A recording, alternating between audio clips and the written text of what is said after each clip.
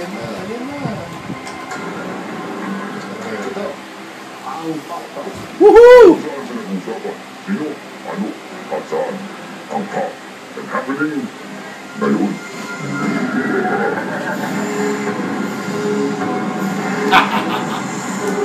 Excited na lang.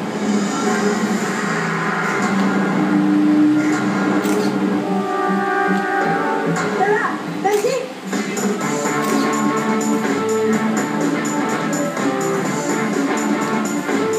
Ikaw naman, palitan na inis ko.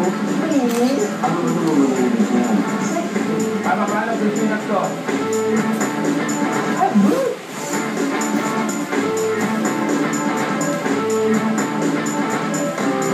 Hindi mo kayo lahat! Ah!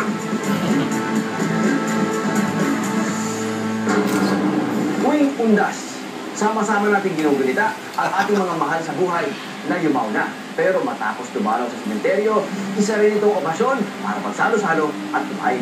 Mahilig sa masasayang okasyon ang mga Pinoy. Kaya naman pati ang paggunita natin sa mga yumao tuwing Todos Los Santos o undas, nagiging makulay parang pista. Ang tradisyon kasi natin ay masyado tayong close, no, sa family at nagkaroon tayo ng tradisyon ng pag-iwai-wala yung diaspora. Kaya gusto natin may okasyon para magkaroon ng reunion. Kaya masaya tayo pagdating ng pista ng mga patay dahil mabibisita natin sila at maaari mag-reunite, no, ang buong pamilya.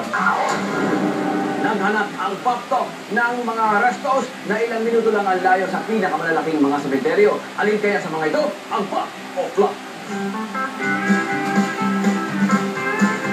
Isang bader lang ang pagitan ng Manila South Cemetery at ng LRI Design Plaza Building kung saan naroon ang cafe-restaurant na The Room Upstairs. Throughout the 6 years, when we first started, actually it was first medyo foreign. And then to a point wherein we finally come up with a menu today that is Asian-inspired. Sinong mag-aakalang mula 50 pesos hanggang 220 pesos lang ang gourmet Asian-inspired specialties ng The Room Upstairs?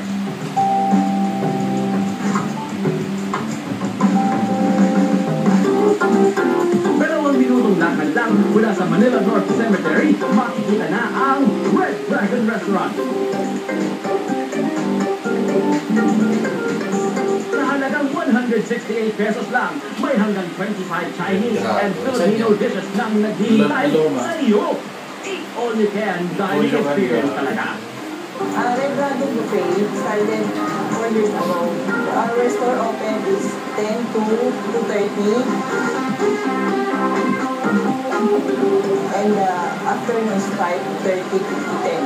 Ang ating last stop ay 5 minutong lakaran mula sa Manila Chinese Cemetery, ang Thai Resa Authentic Thai Cuisine. Hindi mo na kailangan bumiyahe ng Thailand.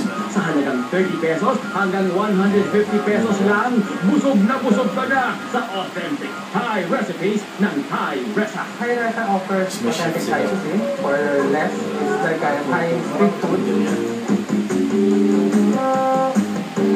One of our specialties are the Pad Thai. Kilalanin natin ang ating mga reviewers.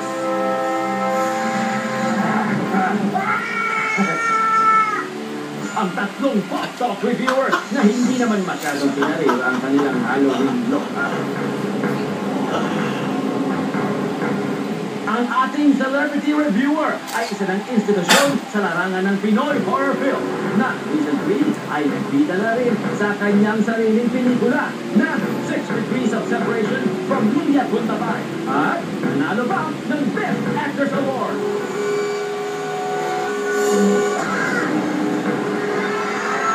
Hindi mo kayo lahat! Wow! Si Lilia Puntabay.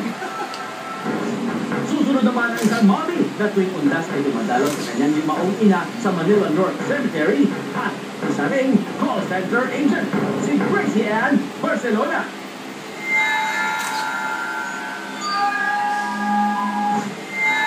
Ang ating expert naman ay isang food vlogger na nagbablog na noon pang 2001, si Azrael Oladilla.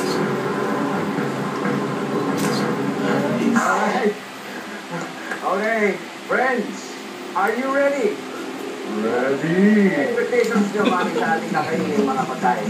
Siyempre, masarap. Okay, ito ba ang iyong konsilyo pang gamit para sa kusina? Ready na ang panghiwa. Dapat yung, especially yung mura at masarap. Ang ating criteria, kailangan susundan natin ang ating mga restaurants base sa tatlo. Food, place, price. Back o block na ang ating mga restaurants para sa ating reviewers, malalaman natin. Let's go! Isa sa pinakamalaking sementeryo sa buong Metro Manila, ang Manila South Cemetery dito sa Makati. Kahimera ng pader sa likod ng sementeryo at isang gusali kung saan matatagpuan ang una nating restaurant up for review, ang The Room Upstairs.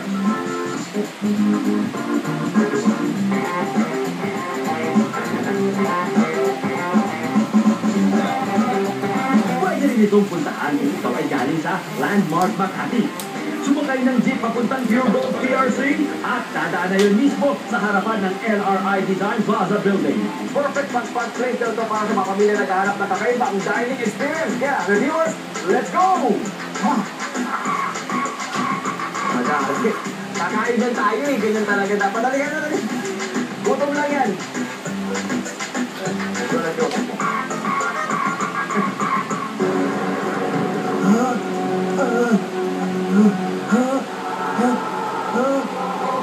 Gutom lang yan.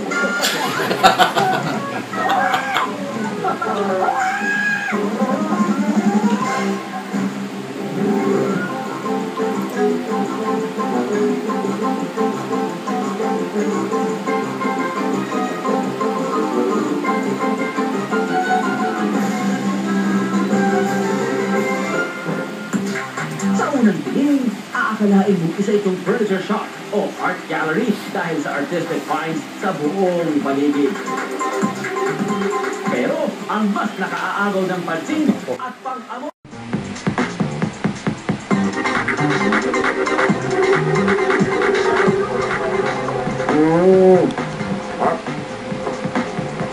Community, binabati ka na lahat ng kayo. Pesto. Pati ang signature salad ng The Room Upstairs, bumati na rin sa amin.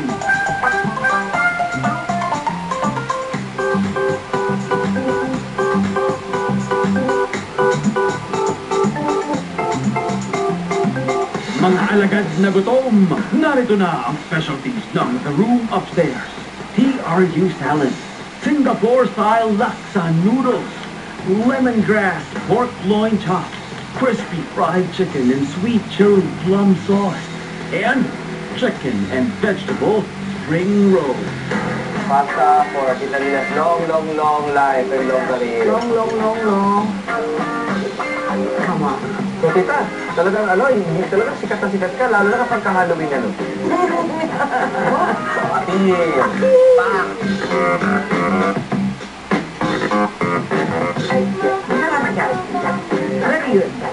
International dish with local twist. Dahil sa tuyo. Expected ko, medyo salty siya. Sinesis ko yun, pero medyo salty. Okay siya. Which one is perfect? Yeah, I like it. Hindi ako pala kain ng gulay, pero napakain ako. Nag-dominate yung veggie flavor niya. Malasa yung chicken, tsaka yung plum sauce. Good. Masarap siya. Ang tamis-tamis. Eksakto naman ang lasa eh. Hindi ako tumitingin dun sa kamahalan ng food. Ang tinitingnan ko talaga yung lasa. Ako, excited ako pag darating yung All Saints Day. Kasi hindi lang naman yung pag-wish na sinuntiyan ang gusto ko. Gusto makikumain sa bukas. Itong room upstairs, ang mga ibang mga furniture pieces nila for sale. It's a nice place. Yeah, very comfortable. Parang bago mo sabihin, pwede mo siyang testingin muna. Oo, Ka, matibay. kain ka. Kain ka. Mukhang maagang mabubusog ang ating reviewers. Mabusog din kaya sa Pop Point ang The Room Upstairs. Wow! So yan, marami tayong pupuntahang restaurant. At syempre may mga pupuntahan pa tayong favorite tambayan nating sementeryo. Diba? Sa mga kapalit ng Pop Talk. Diba? Yes!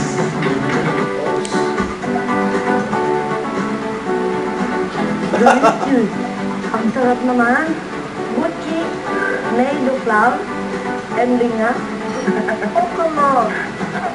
Muna tayo sa nanay ni Grace, si Mami Elizabeth. Sige.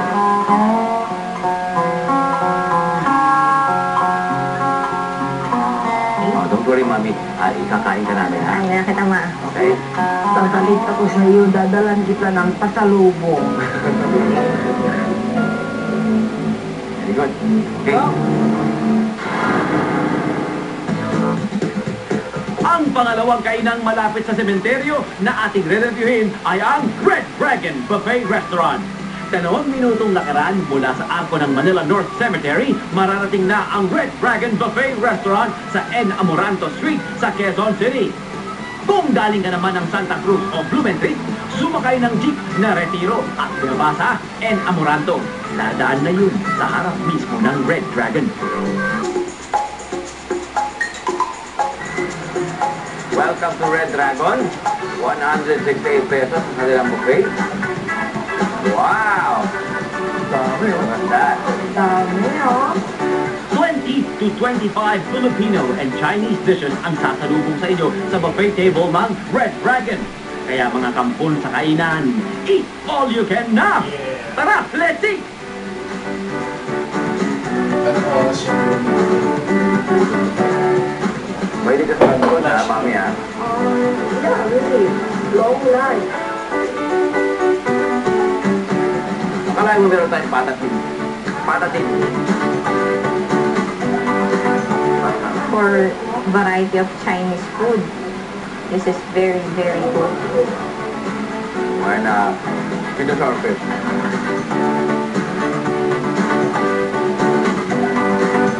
Wala ako pupusog ako. Delicious. Ang sarap naman. Gucci, made of flour, and linga. Oh, come on. Wonderful in the Philippines.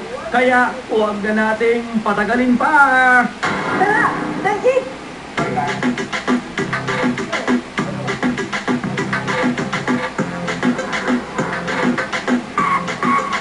Because our body needs fat and oil. We eat milk yun, okay? Okay. Gusto ko to. I love the siomai. Dim sum lover. Kung mura siya, pero yung service and yung lasa ng food, pang-upscale. Malalo rin yung dumpling nila, siksik. Kadalasan nagtutoyo ako, pero rin ako nagtutoyo eh, malasa na siya. Malipit yung balot pero puno-puno ng meat. We are in Laloma. Nakakain ka na rito? No, it's my first time. Ang alam ko lang talaga, yung mga buffet na 300 pataas. Yes. Chinese talaga. Chinese style. Chinese. Aliko. Oh, bye. Galing na. Open for lunch and dinner ang Red Dragon. Simula 10 a.m. to 2:30 p.m. para sa lunch at 5 p.m. to 9:30 p.m. naman ang dinner. So yung mga mag-overnight ng November 1, dito na, tumodo na. Ito po bang tipo ng restaurant na mga dadala nyo ang buong pamilya, pati mga bata, ay pag gusto yung tumodo mag-all out sa panlibre? Oo naman.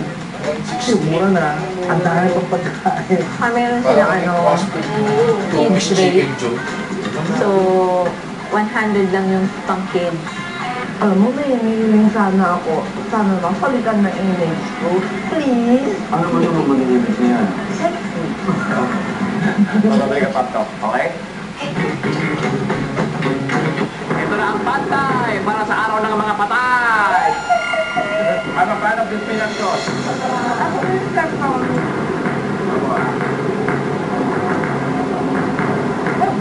May new magic recipe. Halos magkakatabi ang mga sementeryong Manila North Cemetery, Manila Chinese Cemetery at ang pinakamatandang sementeryo sa buong Maynila, ang La Loma Cemetery. Malapit sa mga himlayan ito ang huling restaurant na ating susugurin at re-reviewin, ang Thai Resa.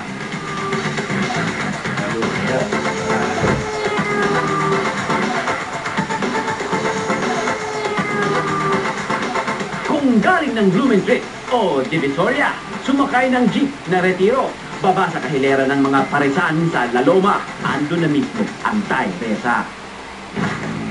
Ano pa nga ba ang ipinagmamalaki ng kainang ito kundi ang kanilang authentic Thai cuisine na sa maniwala kayo sa hindi? Mula 30 hanggang 150 pesos lang ang inyong gagastusin. Sasampulan tayo ni Chef ng kanyang bestseller, ang Pad Thai. Si Chef talaga went to Thailand for this. Inaral niya ito ilang years na? 17 years. So, let's go for it. Where do you get your noodles? Do you make your own from scratch? No, we import here. We are from Thailand. Yeah, from Thailand. Thai noodles. Look at that. Wow. Yun, galing ah. Diba? Sarap yan. Ito na ang Pad Thai para sa araw ng mga patay. Lalaway na rin ba kayo sa iba pang katakam-takam na Thai dishes ng Thai Resa? Ang nakapasok at sarap ng Tom Yum crispy tilapia fillet. Nangangamoy na ang bango ng chicken pandan.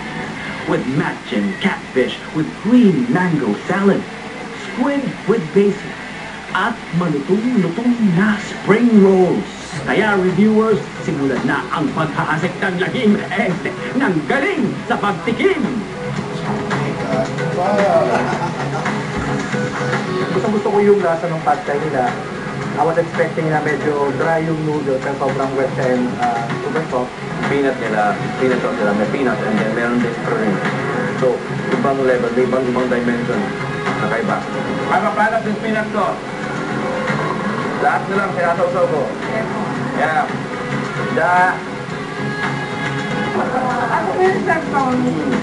Mamo ah. Good! Lutong yum, okay siya. Kaya silang sariling style and flavor. Medyo chili, pero I heard na pwede mo yung dagdagan daw na ng spicy.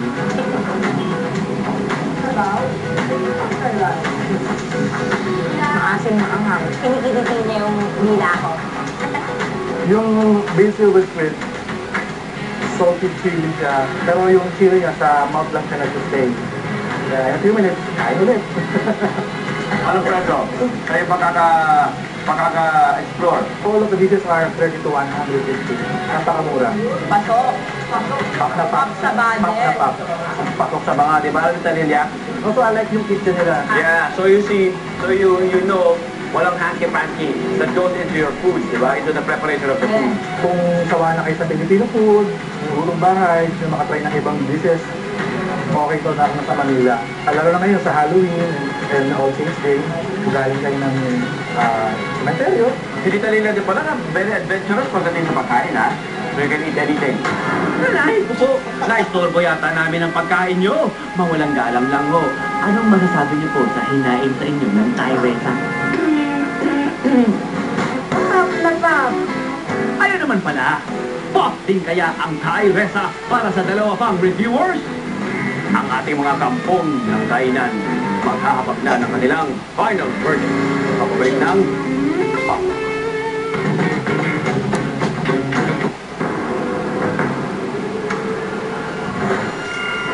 Bakit po? Kasi masarap pa nga yung luto at saka mura pa. Pak na pak. Pop na pop ang food. My new magic recipe. Ang mga kampon sa kainan, naglabasan sa kamay nilaan para alamin kung alin nga ba sa tatlong restos na malapit sa sementeryo ang Pop of Room. The Room Upstairs, Red Dragon Restaurant, or Thai Resa. Dumating na ang takdang panahon para maghasik ng final verdict. Ang ating criteria, kailangan natin husgahan ng mga ito base sa tatlo. Food, place, and price. Ang una natin pinuntahan, the room upstairs. Ito ang ating pop-top Ouija board. Iga-guide lang kayo ng inyong senses kung flop na ba o flop ang mga restaurant na ito. Talilya, familiar sa ito. Ito ang laging nilalaro. Sabihin mo sa atin kung pop o flop na ba ang food ng the room upstairs.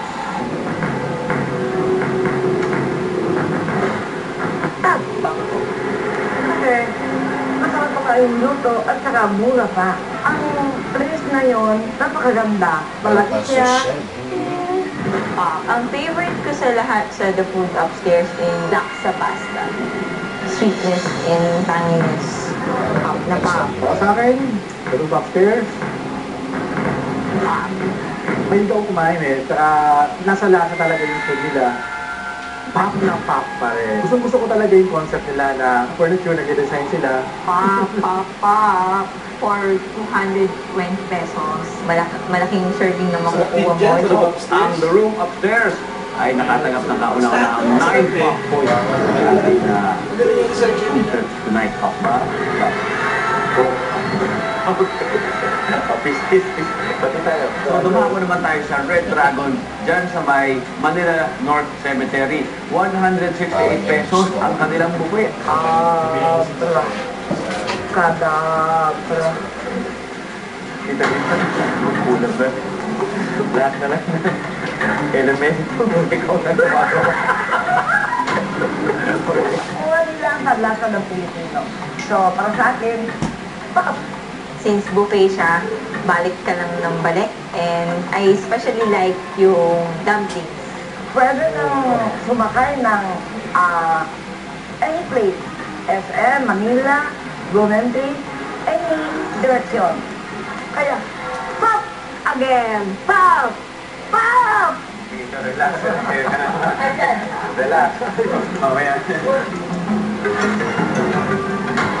Since malapit na yung Undas and maraming pupunta sa cemetery sa North, they can just walk at least like 5 to 10 minute walk from Manila North. Pero siguro sa akin, pag-uusapan ko yung spicy pigs yun.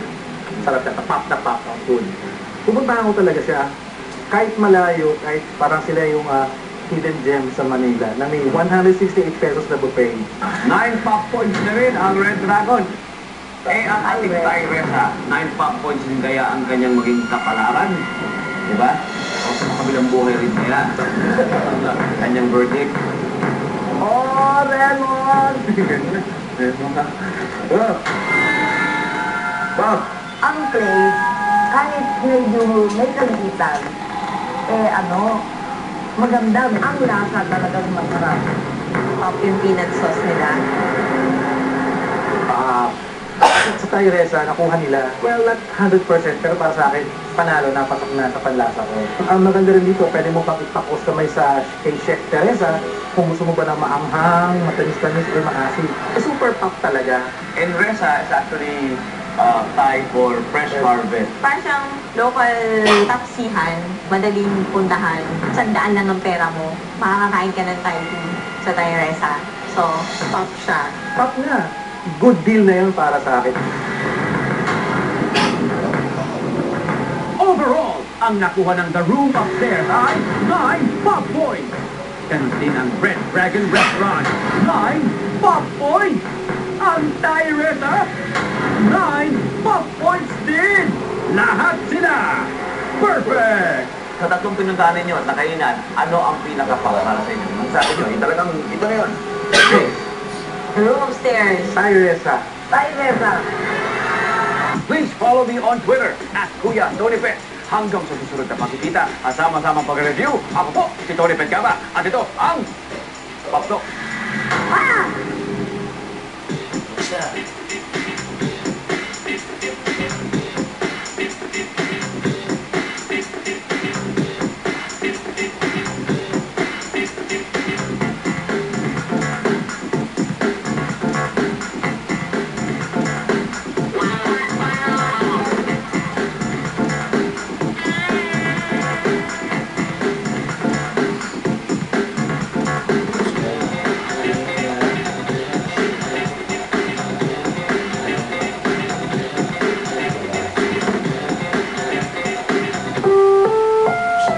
Ang susunod na programa ay rated PG.